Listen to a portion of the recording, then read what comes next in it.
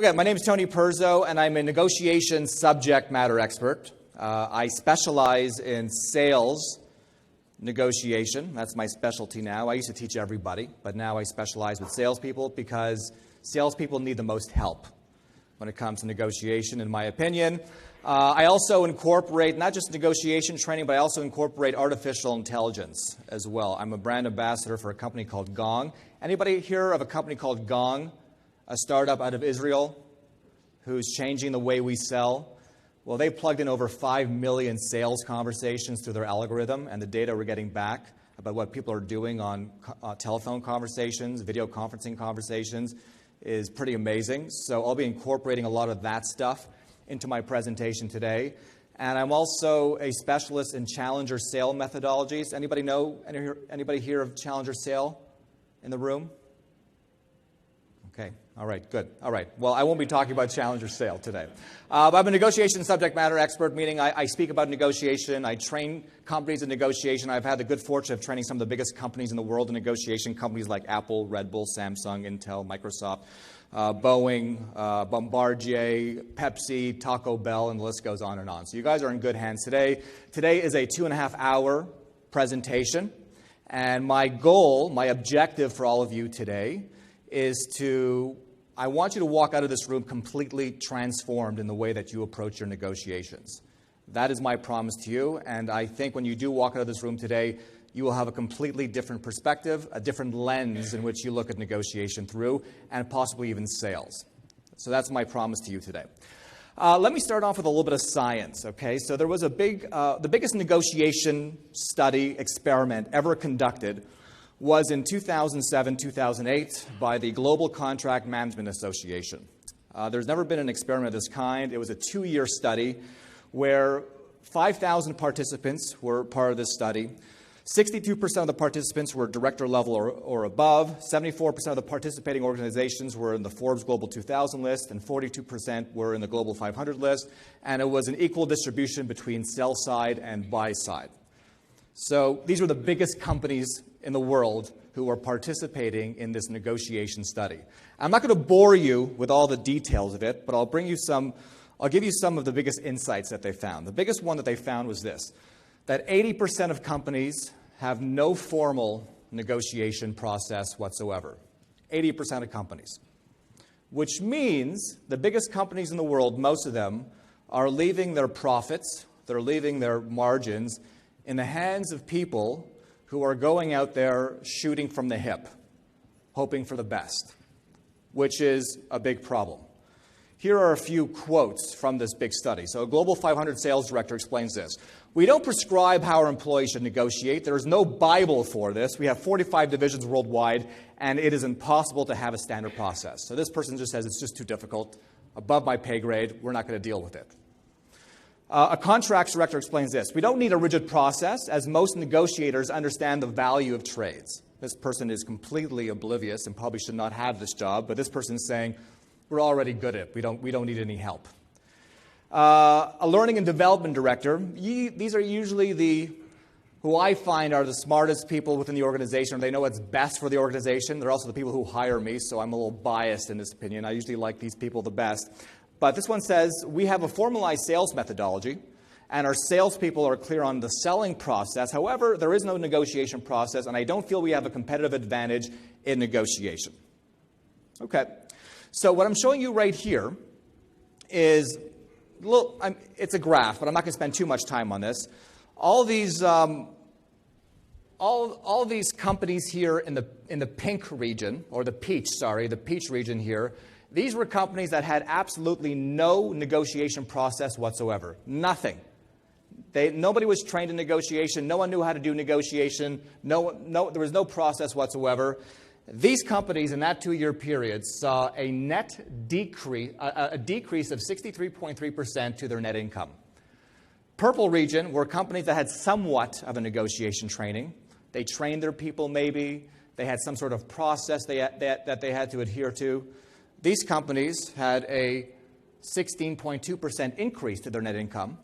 And these companies right here in green, these were companies that invested a lot of money in their negotiation training. There was a rigid process. Everybody had to learn how to negotiate. Companies like DuPont were part of this group right here. And these companies in that 2-year period had a 42.5% increase to their net income.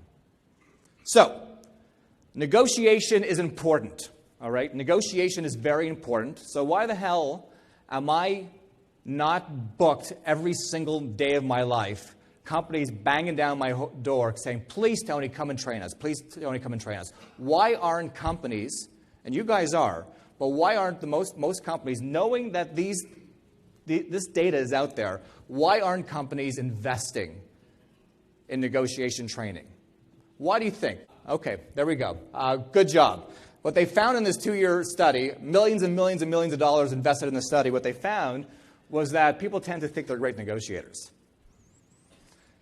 People tend to have an inflated view of their own negotiation capabilities. Here are a few quotes. A Global 500 legal director explains this. We face a lot of resistance as people have a bit of an inflated view of their own abilities as negotiators. People already think they are good negotiators, so they don't think they need any training. A learning and development director at one of the big 4 accounting firms confirms this belief. The partners think they are untouchable, so leadership is untouchable, above training, and won't commit any time to it. Unfortunately, it is the same partners who are wheeled in at the last minute to save the deal and often end up giving huge concessions. So I taught many, many years for Caris, and as you know, who've been through the Caris seminar, that a lot of people are not happy to be in my seminar. They walk in at 8 o'clock in the morning, and they don't want to be there. Their companies are forcing them to go there. And I don't know how many times in my years at Caris, people came up to me and said, Tony, this is great stuff, but I really don't need to be here. I'm from New York. I already know how to negotiate. I've heard that over my years at Caris over 100 times. I'm from New York. I'm good. I'm fine. I don't need to be here. So people tend to think because they're from New York or they had a grandmother or a granddad who was really good at negotiating that it kind of got ingrained in them. It's not the case. Negotiation is a massive subject. It's a massive, massive subject. I think I have a word in I think I have a say in this as well.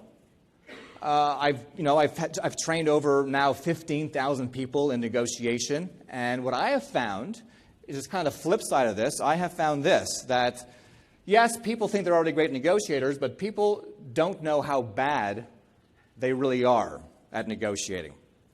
So if people understood how ineffective they were at negotiating generally, then I think people would be lining up around the block to learn how to negotiate. So these are the 2 big things. So negotiation is a skill.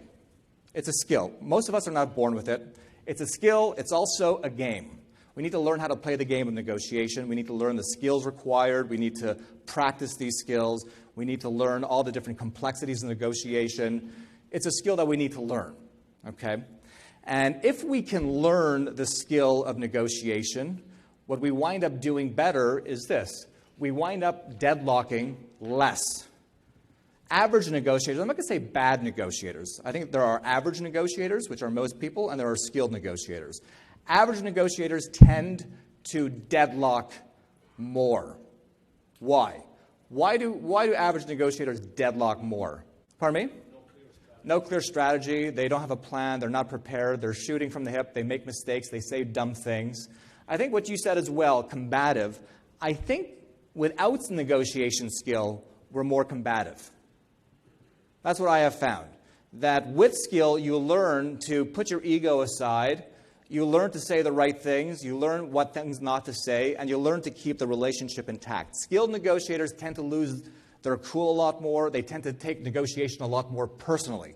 Once you see this process as a game, you take it less personally. So we're in business to make deals happen. You guys are in sales to sell, not to deadlock. Buyers are in procurement to buy, not to deadlock. So we don't want to deadlock when we negotiate. And the second thing we don't want to do is we don't want to leave money on the table, right? We don't want to leave money on the table.